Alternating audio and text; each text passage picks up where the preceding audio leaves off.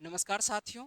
मेरा नाम है एस एन भारती और आप देख रहे हैं करंट अफेयर्स का नया सेगमेंट। और आज तारीख है आपको 7 अगस्त 2025। हम लोग जो है 7 अगस्त 2025 से जितने करंट अफेयर्स के महत्वपूर्ण क्वेश्चन बन सकते हैं उस सभी पर डिस्कस करेंगे। चलिए हम लोग बातचीत करते हैं पहले क्वेश्चन से और देखते हैं कि पहला क्वेश्चन क्या है हम लोगों के पास। और पहला क्वेश्चन जो है, हाल ही में एक दिवस मनाया गया। कौन सा दिवस मनाया गया है आइए देखते हैं और इस पर अच्छे से बातचीत करते हैं, क्योंकि यहाँ से जो है आपको सर्वाधिक प्रश्न देखने को मिलता है।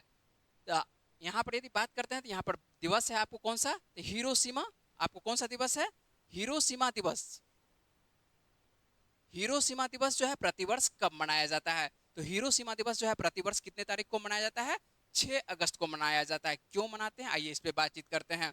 6 अगस्त 1945 को संयुक्त राज्य अमेरिका ने जो है जापानी शहर, कौन सा जापानी जापानी शहर का नाम है, और जापानी शहर का नाम है हिरोशिमा। हिरोशिमा क्या है, एक जापानी शहर है। और यहाँ पर यदि बात करते हैं कि इतिहास का पहला परमाणु बम गिराया गया था, तो इतिहास का पहला परमाणु बम कहाँ पर गिराया गया था, तो एक जापानी शहर था, कौन सा, ये हिरोशिमा। और हिरोशिमा पर कितने तारीख को ये गिराया गया था आपको, 6 अगस्त 1945 को। किसके द्वारा, तो संयुक्त राज्य अमेरिका के द्वारा। और किस विमान से गिराया था, तो ये B-29 बम वर्षक, इसका विमान का नाम है B-29 बम वर्षक विमान के द्वारा ये आपको बम गिराया गया था, कौन सा, परमाणु बम। और इस परमाणु बम का जो है कोड नेम, यदि बात करें कोड नेम क्या था, तो कोड नेम क्या था, लिटिल बॉय। यदि ऐसा भी कह सकते हैं कि इस बम का नाम क्या था, तो बम का जो नाम था क्या था, लिटिल बॉय नामक बम था।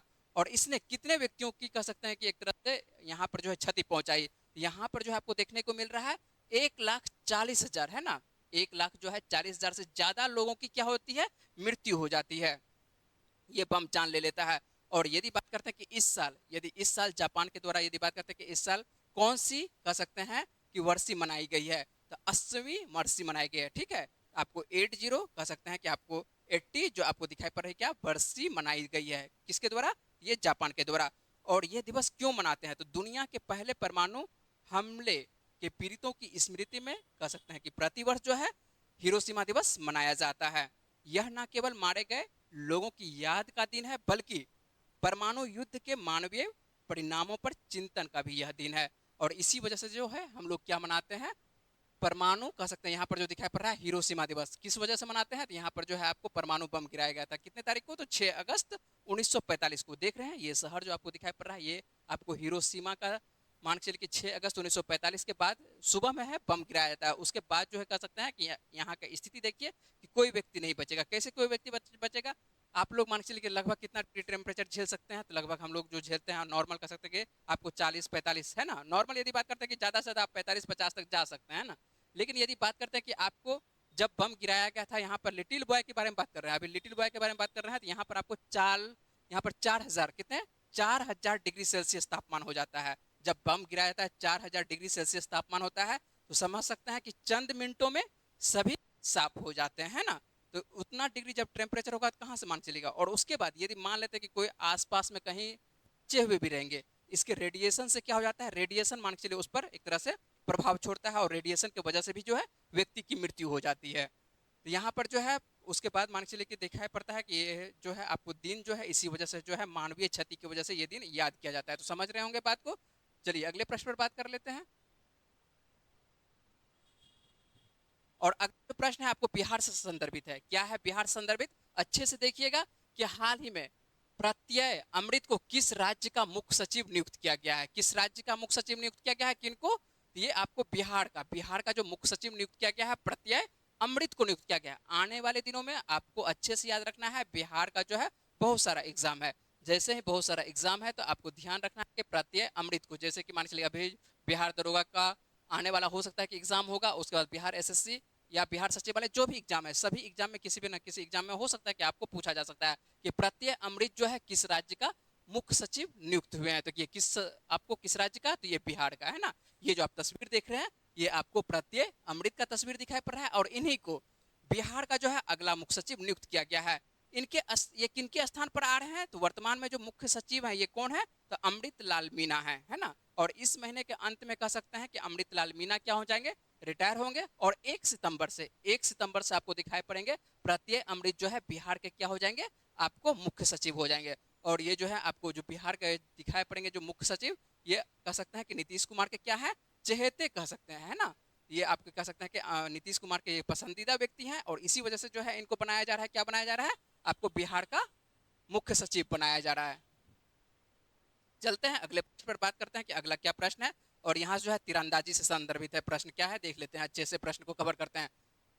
भारतीय तीरंदाजी किसके बारे में बात कर रहे हैं कि भारतीय तीरंदाजी संघ द्वारा कह सकते हैं कि भारत की पहली तीरंदाजी लीग आयोजन कहाँ किया जाएगा। किसके बारे में बात कर रहे हैं कि पहली तीरंदाजी लीग के बारे में बात कर रहे हैं। जैसे यदि आप लोग आईपीएल देखते होंगे, क्रिकेट सब का जो आईपीएल होता है, इसी तरह से जो है एक लीग स्टार्ट होने वाली। कौन सी लीग स्टार्ट होने वाली है, आपको यहाँ पर तीरंदाजी का लीग स्टार्ट होने वाला। किसका लीग स्टार्ट होने वाला है, ये तीरंदाजी का।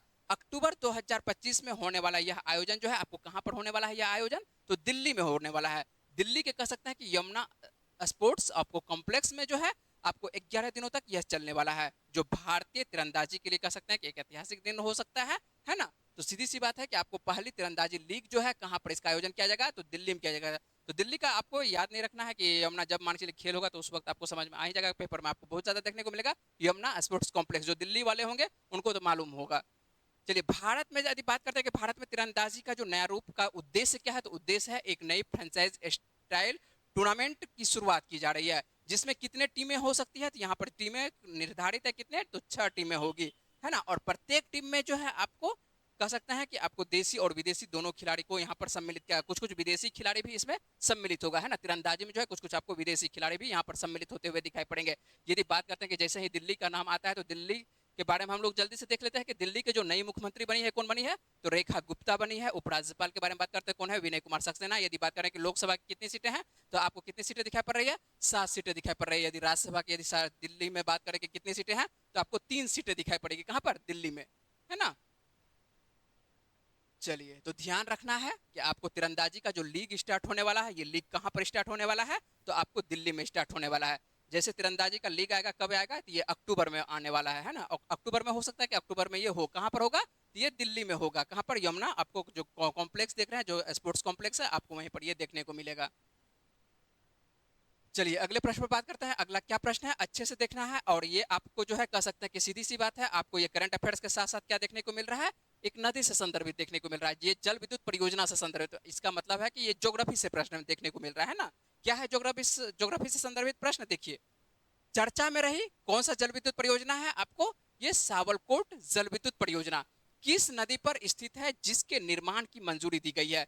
ये आने वाले दिनों में बनाया जाएगा, कौन सा परियोजना, तो सावलकोट परियोजना। इसके बारे में अभी आपके पास किसी भी किताब में उल्लेख नहीं किया होगा, है ना। किसी भी किताब में आपको इसका उल्लेख नहीं मिलेगा, कौन सा परियोजना का, ये सावलकोट परियोजना का। तो सावलकोट परियोजना हो सकता है कि आने वाले दिनों में, जब ज्योग्राफी से प्रश्न उठाया है ना और परियोजना से प्रश्न उठाया, ये प्रश्न को उठाया जा सकता है कि आपको सावलकोट जल विद्युत परियोजना जो है किस नदी पर स्थित है। यह जो है आपको किस नदी पर, तो यह है आपको चिनाब नदी पर, है ना। इसके निर्माण की मंजूरी दी गई है, तो सीधी सी बात है कि बनाया ही जाएगा, है ना। चर्चा कर लेते हैं और इसके बारे में अच्छे से बातचीत कर लेते हैं। चर्चा में रही जो आपको सावलकोट जल विद्युत परियोजना किस नदी पर, तो ध्यान रखिएगा चिनाब नदी पर स्थित है, जिसके निर्माण को क्या कर दिया गया है, मंजूरी भारत सरकार के द्वारा दे दिया गया है। और यह परियोजना जो है जम्मू और कश्मीर के किस जिले में स्थित है, तो यह रामबन जिले में स्थित है ना। और सावलकोट जल विद्युत परियोजना यदि बात करते हैं, तो 1856 मेगावाट की एक नदी परियोजना है, जिसे राष्ट्रीय जल विद्युत निगम के द्वारा क्या किया जाएगा, यह विकसित किया जाएगा। और यह परियोजना जो है सिंधु जल संधि के निलंबन के बाद शुरू की गई है। आप लोग सुने ही होंगे कि सिंधु जल नदी को क्या कर सकता है, इसका निलंबन कर दिया गया है और इसके बाद यह परियोजना शुरू की जा रही है। और इसका उद्देश्य क्या है, उद्देश्य सीधी सी बात है कि भारत की ऊर्जा जरूरतों को क्या करना है, जरूरतों को पूरा करना है। खास करके किस राज्य की बात, राज्य नहीं कह सकते हैं, आपको केंद्र शासित प्रदेश कह सकते हैं कि जम्मू कश्मीर केंद्र शासित प्रदेश में, है ना।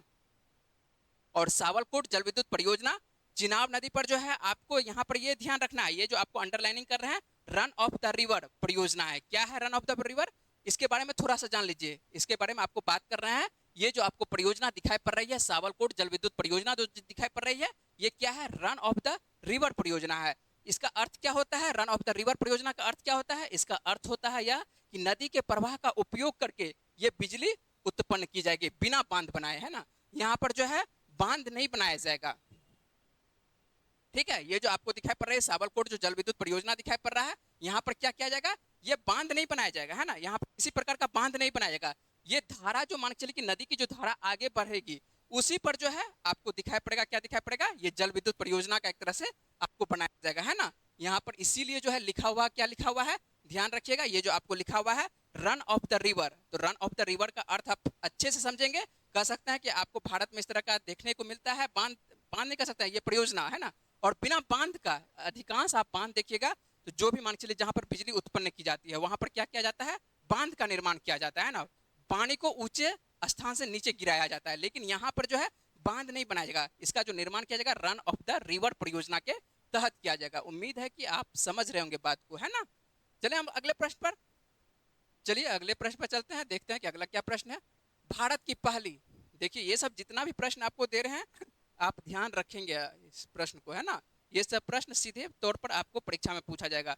भारत की पहली फीफा प्रतिभा अकादमी किस शहर में शुरू की गई है, ये कहां पर शुरू की गई है, ये हैदराबाद में। अखिल भारतीय फुटबॉल महासंघ और किसके द्वारा, तो फीफा, हैदराबाद तेलंगाना में लड़कियों के लिए कह सकते हैं कि देश की पहली फीफा टैलेंट अकादमी शुरू किया है, किसके लिए, तो लड़की के लिए।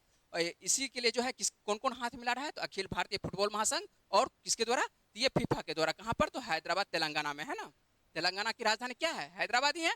और इस पहल का उद्देश्य क्या है, तो इस पहल का उद्देश्य है भारत में महिला फुटबॉल के भविष्य को बदलना है और उभरती प्रतिभाओं को विश्व स्तरीय बुनियादी ढांचा और प्रशिक्षण और समग्र विकास के अवसर को क्या करना है, प्रदान करना है। यदि बात करते हैं कि यह प्रयोग मान चलिए जो आपको अकादमी लाई जा रही तो हैदराबाद में, कहां पर, तो हैदराबाद को आपको गाचीबौली स्टेडियम परिसर को कह सकते हैं कि अकादमी का आधार बनाया गया है। किसको बनाया गया है, तो आपको गाचीबौली स्टेडियम परिसर को क्या बनाया गया, अकादमी का आधार बनाया गया है। और यहीं पर जो है कह सकते हैं कि 30 लड़का और 30 लड़कियों को एक तरह से सुविधा पूर्णतः दिया जाएगा, है ना। तो ध्यान रखना है आपको कि आपको भारत की पहली फीफा प्रतिभा अकादमी जो है कहां पर स्टार्ट किया जा रहा है, तो आपको तेलंगाना की राजधानी कहां पर, यह हैदराबाद में, है ना। तो हाल ही में जो है तेलंगाना की राजधानी हैदराबाद में जो है आपको देखने को मिल रहा है, क्या देखने को मिल रहा है, आपको पहली, कह सकते हैं कि सीधी सी बात है कि पहली प्रतिभा अकादमी देखने को मिल रहा है ना। तो ये आपको कहां पर देखने को मिल रहा है, ये तेलंगाना में देखने को मिल रहा है, ठीक है। तो उम्मीद है कि आप प्रश्न को अच्छे से समझ रहे होंगे। जब तक मान के चलिए कि आप इस प्रश्न को लिखेंगे नहीं तब तक आपको याद नहीं होगा। तो जो भी इस तरह का प्रश्न है उसको आप अच्छे से लिख रहे होंगे, उम्मीद है कि लिखते होंगे। चलें अगले प्रश्न पर। चलिए अगला प्रश्न क्या है देख लेते हैं। और अगला प्रश्न भी जो आपको देखने को मिल रहा है, क्या देखने को मिल रहा है, तेलंगाना से ही देखने को मिल रहा है। किस राज्य से देखने को मिल रहा है, ये तेलंगाना से। क्या है तेलंगाना से, देखिए भारत में सबसे अधिक अंगदान पूछा जा रहा है कि भारत में सबसे अधिक अंगदान करने के लिए किस राज्य को सम्मानित किया गया है। तो भारत में सबसे अधिक क्या है, अंगदान करने के लिए किस राज्य को सम्मानित किया गया है, ये तेलंगाना को।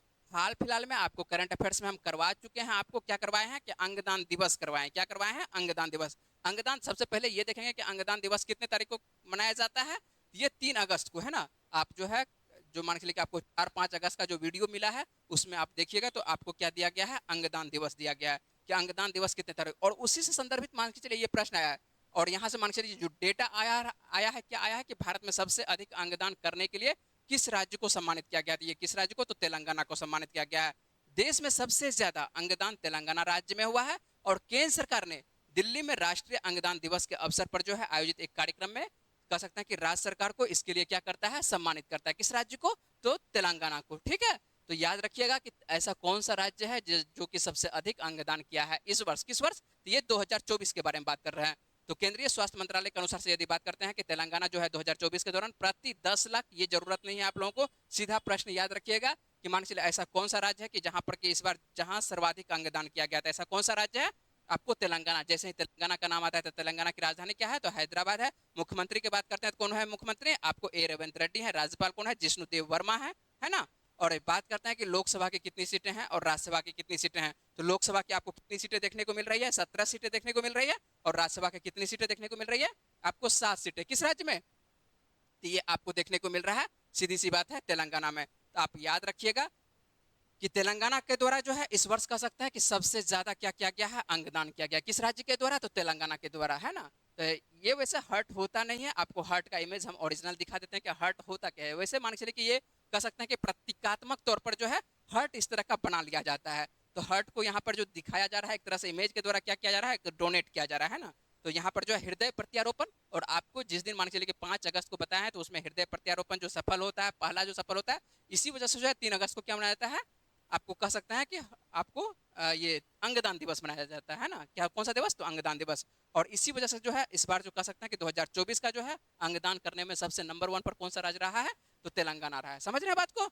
हट ऐसा होता नहीं है। हट यदि आपको मान के चलिए कि यदि बात करें कि हट ओरिजिनल कैसा होता है, तो हट ओरिजिनल आपको ये होता है ना, ये जो आप देख रहे हैं ये क्या होता है? ओरिजिनल हट होता है। लेकिन प्रतीकात्मक तौर पर हम लोग उस तरह यूज करते हैं। लेकिन जब बायोलॉजी पढ़ते हैं, है ना, जब हम लोग मान के चलिए कि आपको बायोलॉजी पढ़ाया जाता है, तो बायोलॉजी के द्वारा जो है आपको टीचर के द्वारा या शिक्षक के द्वारा जो है आपको विस्तार से बताया जाता है कि हट का ये क्या है? ओरिजिनल फिगर है ना। और इसी तरह से आपको बताया जाता है कि कौन सा मान के चलिए कौन सा अंग मान के चलिए कि क्या क्या काम करती है। ठीक है, समझ रहे हैं? वो आपको जो ये जो आपको तस्वीर दिया गया है ये क्या है? ये एक तरह से कह सकते हैं कि प्रतीकात्मक तस्वीर है ना। ऐसे मान के चलिए कि आमतौर पर हम लोग यूज करते हैं। ठीक है, चलते हैं अगले प्रश्न पर बात करते हैं। और अगला प्रश्न हम लोग देख लेते हैं कि अगला क्या प्रश्न है। और अगला जो आपको प्रश्न देखने को मिल रहा है उसी का पड़ोसी राज्य कौन सा? ये आपको आंध्र प्रदेश से देखने को मिल रहा है। क्या है? पड़ोसी। मान के चलिए कि देख लेते हैं कि क्या काम कर रही है पड़ोसी, है ना। यहाँ पर जो है आपको देखने को मिल रहा है कि अन्नदाता क्या देखने को मिल रहा है कि अन्नदाता सुखी भव प्रधानमंत्री किसान सम्मान निधि योजना किस राज्य में शुरू की गई है? ये किस राज्य में शुरू की गई है? आंध्र प्रदेश में शुरू की गई है। तो जो भी योजना हो, केंद्र का हो या राज्य का हो, ये आपको प्रश्न पूछा जाता है। जो भी योजना रहता है आपको सीधे से प्रश्न पूछा जाता है, तो आप योजना आप याद रखेंगे, है ना। तो आप याद रखेंगे, क्या याद रखेंगे कि अन्नदाता सुखी भाव प्रधानमंत्री किसान सम्मान निधि योजना किस राज्य में शुरू की गई है? तो ये किस राज्य में शुरू की गई है? आंध्र प्रदेश में शुरू की गई है। यदि बात करें कि आंध्र प्रदेश के वर्तमान में मुख्यमंत्री कौन है, तो एन चंद्रबाबू नायडू है। और इनके द्वारा ही अन्नदाता सुखी भव, आपको अन्नदाता सुखी भव प्रधानमंत्री किसान सम्मान निधि जो योजना होती है इसको स्टार्ट किया गया है। और इसकी पहली किस्त के तहत कह सकते हैं कि आपको 46.86 लाख किसानों को, कितना? आपको 46.86 लाख किसानों को जो है कह सकते हैं कि 3,175 करोड़ रुपए क्या किया जाएंगे? वितरित किया जाएंगे। ये जो आपको तस्वीर दिखाई पड़ रहा है ये एन चंद्रबाबू नायडू है, जो कि कहाँ के मुख्यमंत्री हैं? आपको सीधी सी बात है कहाँ के? तो आपको दिखाई पड़ रहे हैं आंध्र प्रदेश के। ये क्या है? मुख्यमंत्री है ना। यदि बात आती है आंध्र प्रदेश की, तो आंध्र प्रदेश की राजधानी क्या है? तो आंध्र प्रदेश की जो नई राजधानी है क्या है? अमरावती है। क्या है राजधानी? ध्यान से देखेंगे, अच्छे से याद रखेंगे, क्या है? अमरावती, है ना। और मुख्यमंत्री कौन है? मुख्यमंत्री आपको ध्यान रखना है कौन है, तो ये चंद्रबाबू नायडू। पहले ही बात कर चुके हैं। राज्यपाल कौन है यहाँ पर? तो एस अब्दुल नजीर है। लोकसभा की यदि बात करें कि लोकसभा की कितनी सीटें हैं, तो लोकसभा की आपको देखने को मिलेगा कितने? 25 सीटें देखने को मिलेगी। यदि राज्यसभा की यदि सीटों की बात करते हैं तो राज्यसभा की कितनी सीटें देखने को मिलेगी? आपको 11 सीटें देखने को मिलेगी, है ना। और आप लोगों का एक सर्वाधिक प्रश्न रहता है कि आप ये प्रश्न कवर कहाँ से करते हैं, है ना। ये सब जो प्रश्न है बहुत सारा लड़का मान के चलिए पूछता है कि आप ये प्रश्न कवर कहाँ से करते हैं। आइए थोड़ा सा बातचीत कर लेते हैं कि प्रश्न को जो है आप लोगों को देते कहाँ से। जैसे मान के चलिए ये जो प्रश्न आपको दिए हैं ना, क्या दिए हैं? अन्नदाता सुखी भाव प्रधानमंत्री किसान सम्मान निधि योजना मान के चलिए किस राज्य में शुरू की गई है? तो आपको देखिए, आप ये जो द हिंदू पेपर देखिएगा, है ना, ये आपके पास जो मान के चलिए कि आज का पेपर देख सकते हैं कि द हिंदू जो आपको देखने को मिलेगा। और यहाँ पर जो आर्टिकल आपको देखने को मिल रहा है, क्या देखने को मिल रहा है? देखिए, पढ़िए अच्छे से और ध्यान से पढ़िएगा, है ना। कि आपको जो लिखा हुआ है 46 पॉइंट क्या लिखा हुआ है? 86 लाख फार्मर्स रिसीव आपको फाइनेंशियल असिस्टेंस अंडर, आपको क्या लिखा हुआ है? अन्नदाता सुखी भव पीएम किसान इन आंध्र प्रदेश, है ना। तो ये मान चलिए कि आंध्र प्रदेश में क्या स्टार्ट किया जा रहा है? आपको अन्नदाता सुखी भव जो प्रधानमंत्री किसान योजना है ये स्टार्ट किया जा रहा है ना। और कितने लाख किसानों को दिया जा रहा है? तो आपको 46.8, यहाँ पर याद रखिएगा 46.86 लाख फार्मर या किसान को क्या किया जा रहा है? ये प्रदान किया जा रहा है ना। तो इसी तरह से आपको ये मान चलिए कि हेडिंग लाइन है, हेडिंग लाइन है, तो यहाँ पर आपको मान चलिए कि इसके बारे में क्या रहेगा, पेपर में क्या रहता है? विस्तारित रहता है। ये प्रश्न आपको ऐसे समझ में नहीं आता होगा। जब मान चलिए कि आप पेपर पढ़िएगा तो आपको समझ में आएगा कि क्या ये प्रश्न पूछा जा सकता है। तो आपको पेपर पढ़ने का उतना समय नहीं है। कितना पेपर पढ़िएगा, है ना। तो आपके लिए जो है पेपर जो है पढ़ते हैं कौन? तो हम लोग जो है पेपर पढ़ते हैं ना। और जितना प्रश्न तैयार हो सकता है, मान के लिए टाइम्स ऑफ इंडिया, आपको द हिंदू, उसके बाद जितने भी मान के लिए जो महत्वपूर्ण पेपर है सभी पेपर को एक नज़र से देखा जाता है। और वहां से यदि आप देखते हैं कि प्रश्न बनने की संभावना रहती है, तो उस जगह से प्रश्न 8-10 जो भी बनने की संभावना रहती है लगभग लेने की कोशिश करते हैं ना। तो उम्मीद समझ रहे हैं कि आप लोग प्रश्न कैसे तैयार किया जाता है। जब भी मान के चलिए कभी कभी आपको दिखा दिया करेंगे कि यहाँ से ये प्रश्न मान के चलिए जिस भी पेपर से रहेगा उस पेपर को क्या करेंगे, सभी पेपर के बारे में मान के चलिए कि बातचीत नहीं कर सकते, लेकिन कुछ कुछ पेपर के बारे में आपको दिखा दिया करेंगे कि ये प्रश्न यहाँ से कवर किया गया है। आप जब भी मान के चलिए कि सुबह में उठिएगा तो वो प्रश्न आप देख सकते हैं। जैसे आप हिंदू कर लीजिएगा तो आपको हिंदू में ये आपको जो है देखने को मिलेगा। कल नहीं कर सकते, आज ही कर सकते हैं ना। आज का पेपर यदि आप देखिएगा तो मान के चलिए कि आपको ये प्रश्न देखने को मिल जाएगा। आज आप सुबह सुबह प्रश्न पढ़िएगा, देखिएगा हिंदू में ये प्रश्न देखने को मिलेगा, है ना। चलिए अगले प्रश्न पर बात कर लेते हैं। अगला क्या प्रश्न है, आपको प्रश्न है M S Swaminathan the man who fed India नामक किताब किसके द्वारा लिखी गई है। तो किसके द्वारा लिखी गई है, किसके बारे में बात कर रहे हैं, आपको M S Swaminathan the man who fed India नामक किताब किसके द्वारा लिखी गई है। तो ये किताब जो लिखी गई है प्रियबंदा जय कुमार के द्वारा लिखी गई है। प्रियबंदा जय कुमार की पुस्तक यदि बात करते हैं the man who fed India, केवल एक जीवनी नहीं है बल्कि क्या है, एक दूरदर्शी व्यक्ति की असाधारण जीवन पर प्रकाश डालती एक कह सकते हैं उज्जवल यात्रा है। तो सीधी सी बात है, आपको ये जो किताब जो लिखा है प्रियबंदा जय कुमार के द्वारा किनके जीवनी पर लिखे हैं, तो ये आपको एम एस स्वामीनाथन। और एम एस स्वामीनाथन को आप जानते होंगे कि 1960 के दशक में ये क्या करते हैं, 1960 के दशक में भारत की हरित क्रांति के इनको जो है कह सकते हैं, सीधी सी बात है कि भारत के हरित क्रांति के जनक इनको बोला जाता है। तो भारत के हरित क्रांति के जनक जो है एम एस स्वामीनाथन को बोला जाता है। और इस वर्ष 2024 की यदि बात करते हैं तो 2024 में जो है इनको भारत रत्न भी दिया गया था, है ना। जो भारत रत्न जो है आपको एम एस स्वामीनाथन को भी दिया गया था। तो ये भी प्रश्न आप लोग ध्यान रखेंगे। यदि आप पीडीएफ की बात करते हैं कि पीडीएफ आप लोगों को कहां से मिलेगा, किस चैनल से मिलता है, पीडीएफ कहां से प्राप्त कर सकते हैं, तो पीडीएफ यदि पढ़ना चाहते हैं आप टेलीग्राम में जाएंगे और टेलीग्राम में आप चैनल पर टेलीग्राम में आप सर्च करिएगा, क्या सर्च करना है आपको, Saanvi GS centre Patna search करना है। क्या सर्च करना है, तो आपको Saanvi GS centre Patna search करना है। और इसी चैनल पर आपको जो है प्रतिदिन का पीडीएफ जो है यहाँ पर प्रोवाइड किया जाता है। इस चैनल पर जाना है और आपको मान के इस तरह का लोगो देखने को मिलेगा। लोगो यदि बात करते हैं, लोगो आपको चैनल का इस तरह का देखने को मिलेगा, सानवी जीएस सेंटर पटना का। और यहाँ पर जो है आपको प्रतिदिन का क्या किया जाता है, पीडीएफ प्रोवाइड किया जाता है। तो आप पीडीएफ से यदि आप पढ़ना चाहते हैं तो आप पीडीएफ लेके पढ़ सकते हैं, अपनी पढ़ाई कर सकते हैं, ठीक है। तो आप ध्यान रखेंगे प्रियबंदा के द्वारा जो है यहाँ पर जो आपको देखने को मिल रहा है प्रियबंदा जय कुमार के द्वारा क्या लिखने को मिल रहा है, आपको ये जो तस्वीर देखने को मिल रहा है आपको एम एस स्वामीनाथन का देखने को मिल रहा है ना। तो एम एस स्वामीनाथन के जीवनी पर कह सकते हैं कि ये आपको लिखा गया किताब है, ठीक है। ये किताब को आपको ध्यान रखना है, आने वाले दिनों में हो सकता है कि ये किताब आप लोगों को पूछा जा सकता है, ठीक है। चलें अगले प्रश्न पर। चलिए आज हम लोग रखते हैं इतना है, करंट अफेयर्स की यदि बात करते हैं करंट अफेयर्स हम लोग इतना ही कवर करते हैं। और आगे हम लोग जो आप लोगों से एक सेगमेंट चलाते हैं, क्या चलाते हैं कि जो मान के चलिए पिछले वीडियो में जो आप लोगों से पूछते हैं प्रश्न है उसका सही जवाब क्या है हम लोग देख लेते हैं। तो हाल ही में किस राज्य ने हेरिटेज खेलों पर प्रतिबंध हटाने की घोषणा की है। यहाँ पर प्रश्न पूछा जाएगा हाल ही में किस राज्य ने हेरिटेज खेलों पर प्रतिबंध हटाने की घोषणा की है। तो इसका सही आंसर क्या होगा, इसका सही आंसर जो होगा पंजाब। क्या होगा इसका सही आंसर, तो पंजाब। पंजाब के द्वारा जो है मान के चलिए जितने भी एक तरह से कह सकते हैं 1997 में क्या कर दिया जाता है, यहाँ पर हेरिटेज खेलों पर क्या कर दिया जाता है, प्रतिबंध लगा दिया जाता है। और लेकिन अब जो है जो भगवत मान है यहाँ की जो मान के चलिए जो मुख्यमंत्री हैं उनके द्वारा कहा क्या गया है कि अब जो ये हेरिटेज खेल हुआ करता था इस पे जो है प्रतिबंध क्या कर लिया जाएगा, हटा लिया जाएगा। जैसे मान के चलिए जो घुड़सवारी हुआ करता था, उसके बाद मान के चलिए बैलगाड़ी दौड़ हुआ करता था, कुत्ता का दौड़ होता है ना, ये सब जो मान के चलिए जो जितने भी पशु से संबंधित जो खेल होता है उसको रखा जाता है, किसके अंतर्गत रखा जाता है, हेरिटेज खेल के अंतर्गत रखा जाता है। और हेरिटेज खेल को मान्यता किस राज्य के द्वारा दे दिया जा रहा है फिर से, तो आपको पंजाब के द्वारा। क्यों फिर से बात कर रहे हैं, क्योंकि 1997 में क्या होता है कि यहाँ पर बैन लगा दिया जाता है, क्योंकि पशु क्रूरता की वजह से जो है बैन लगा जाता है। लेकिन भगवंत मान के द्वारा जो है यहाँ पर कहा गया है कि पशु पर जो है किसी प्रकार का एक तरह से अत्याचार नहीं किया जाएगा, है ना, किसी प्रकार का मान के एक तरह से डंडा सब का प्रयोग नहीं किया जाएगा, केवल तालियों का प्रयोग किया जाएगा। यदि मान के चलिए कि कहीं पर भी ऐसा पकड़ा जाता है, यदि कोई व्यक्ति करते हुए कानूनी अपराध कर सकते हैं, कर से अधिक ये क्या कर सकते हैं कि पशु अत्याचार, है ना, यदि पशु अत्याचार पर कोई खेल पर करेगा, खेल के दौरान पशु अत्याचार, तो उस पर क्या किया जाएगा, कार्रवाई की जाएगी। ये ध्यान रखा जाएगा। और ये खेल मान के चलिए कहाँ स्टार्ट हो रही है, हेरिटेज खेल आपको पंजाब में। उम्मीद है कि आप प्रश्न को समझेंगे और बहुत सारे मान के चलिए जो विद्यार्थी हैं प्रश्न का सही जवाब लिखे हैं। और जिस भी चैनल पर आपको बार बार बोलते हैं, जिस चैनल पर आप वीडियो देख रहे हैं, तो आपको क्या करना है, प्रश्न का सही जवाब देने की कोशिश करना है। जब तक आप प्रश्न का सही जवाब दीजिएगा नहीं तब तक मान के चलिए कि आपका करंट अफेयर सही होने वाला है नहीं। आइए देख लेते हैं हम लोग आज का प्रश्न देख लेते हैं। और आज का प्रश्न है, यदि आप कल का वीडियो अच्छे से वॉच किए होंगे, है ना, यदि कल का वीडियो आप अच्छे से वॉच किए होंगे तो ये प्रश्न आपको आसानी से बनेगा। क्या है प्रश्न, देख लेते हैं।